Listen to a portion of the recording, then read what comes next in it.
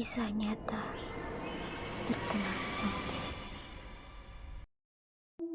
Tahun 2023, aku berhasil mewujudkan impian dengan membangun sebuah ruko kecil di kampung untuk berjualan aksesoris dan beberapa unit handphone.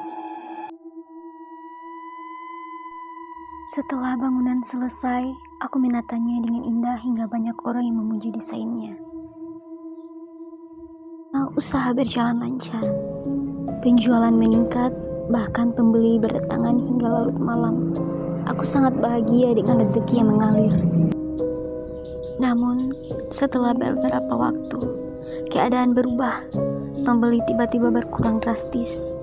Ada yang mengatakan konterku selalu tutup, bahkan ada yang mengaku tidak melihat bangunan ruko di depan rumahku.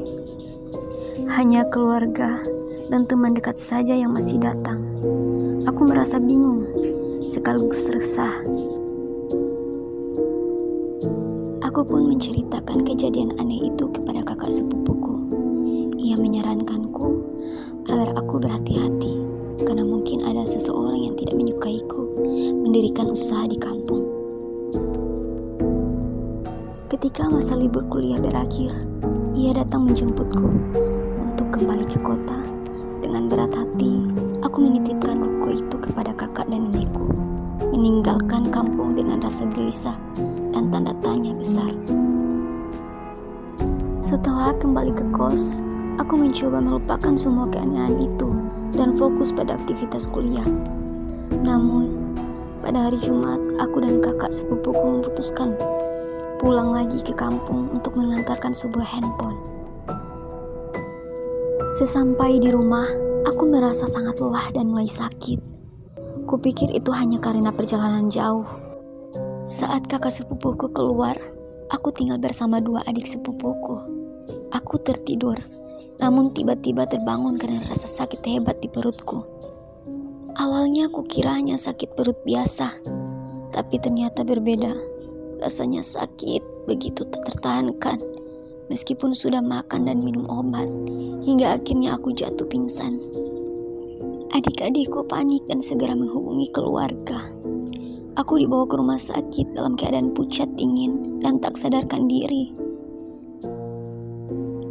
Saat sadar, aku sudah berada di rumah sakit dengan infus terpasang.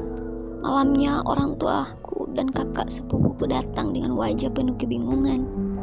Anehnya, hasil pemeriksaan darah, urin, hingga penyakit dalam menunjukkan nihil. Tidak ada gangguan apapun pada tubuhku. Setelah beberapa hari aku dirawat di rumah sakit, saudaraku dari kampung sebelah datang untuk menjenguk. Saat itu, tiba-tiba rasa sakitku kambuh lagi. Aku melihat sosok perempuan berambut panjang dengan kuku runcing menutupi wajahku. Setelah itu, aku pingsan. Keluarga panik, menangis, dan berusaha menyadarkanku. Namun gagal. Hingga akhirnya saudaraku memegang kakiku sambil membacakan ayat-ayat Al-Quran. Perlahan, aku tersadar dan menceritakan apa yang kulihat. Sebagai seorang indigo, aku memang bisa melihat sosok yang tak kasat mata. Sejak kejadian itu, kondisiku perlahan membaik. Namun, berjalannya waktu, tubuhku melemah, berat badanku turun drastis. Aku sering melamun, merasa lelah, dihantui rasa takut, dan perlahan kehilangan kepercayaan diri.